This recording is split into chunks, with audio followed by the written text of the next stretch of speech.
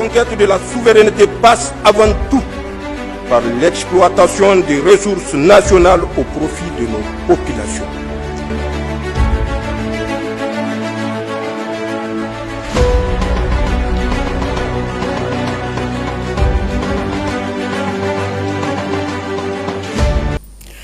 L'on ne cessera jamais de dénoncer les stratagèmes de la France pour déstabiliser le Niger et au-delà l'AES.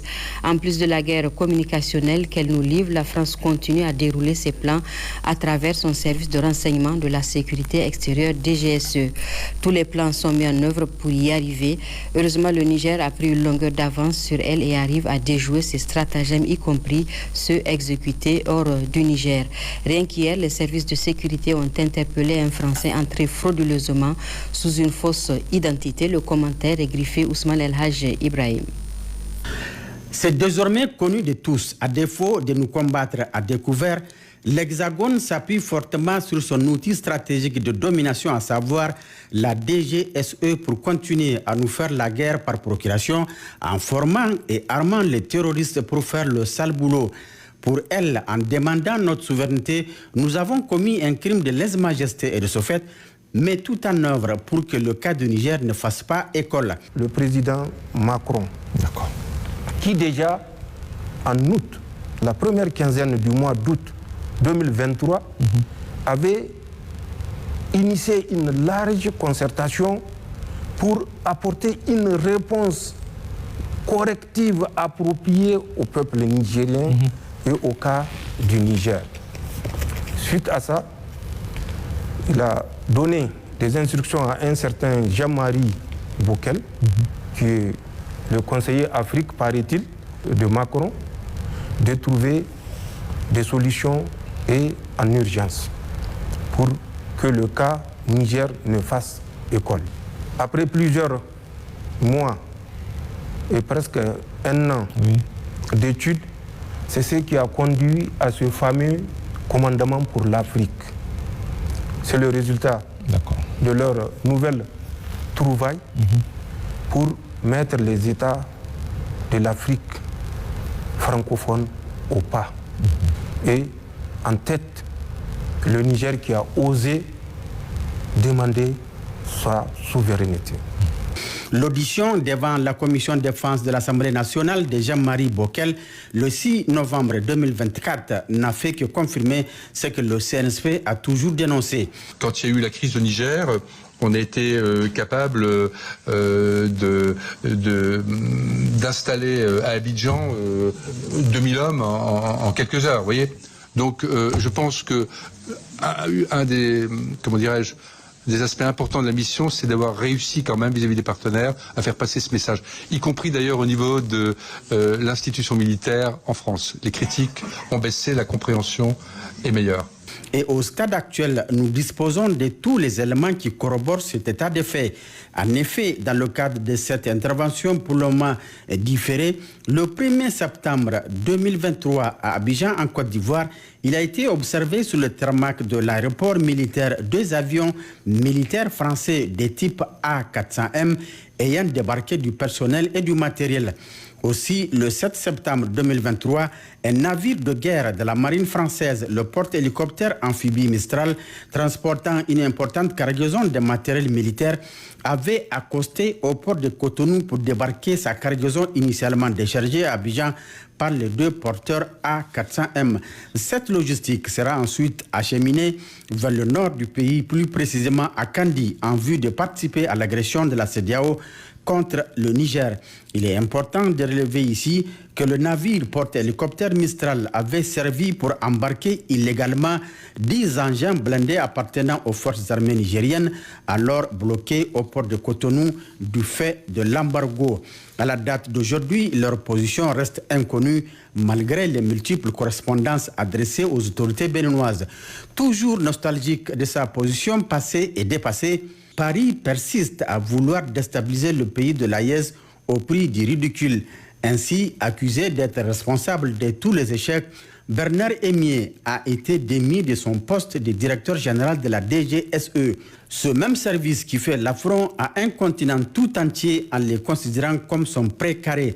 Ce service d'un autre âge ne peut faire face à une génération d'Africains compétentes et jalouses de sa souveraineté.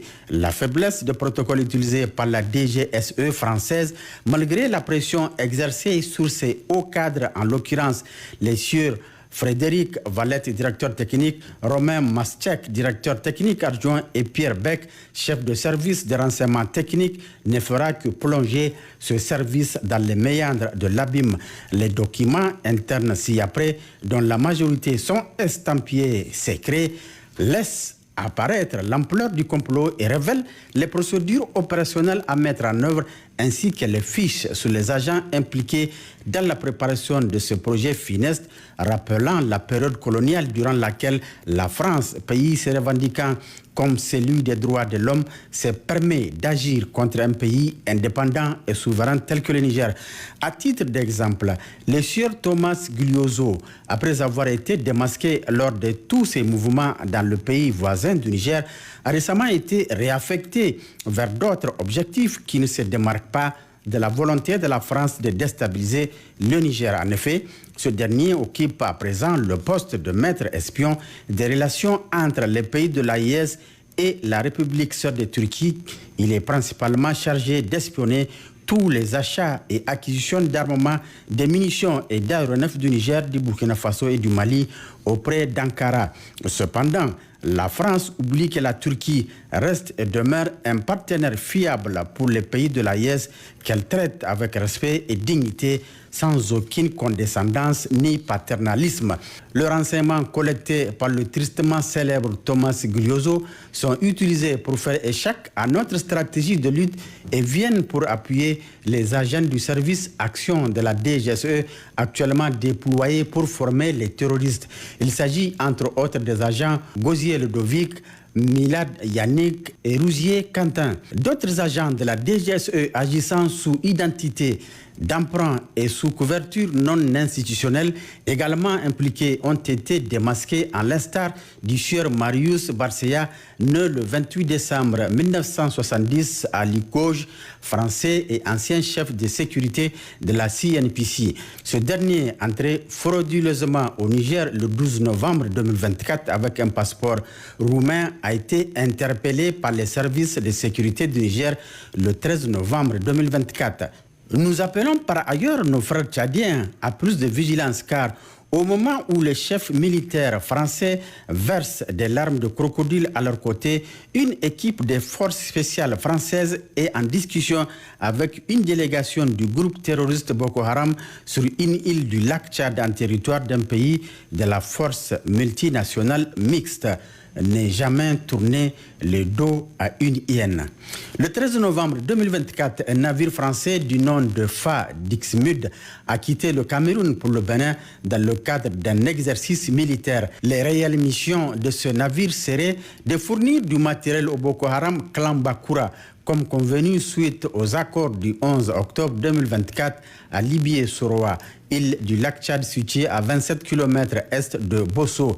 Relevé des agents de la DGSE française dénoncés par le Niger et livré du matériel aux terroristes de l'État islamique au Grand Sahara et UGS ou la Kourawa à Sarma et à Pauna dans l'État de Sokoto au Nigeria, ainsi que ceux du groupe de soutien à l'islam et aux musulmans GSIM du Parc W et du Gourma.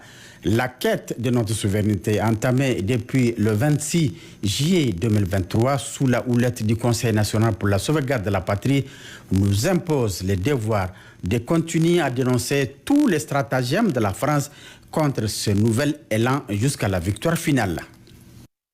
Voilà.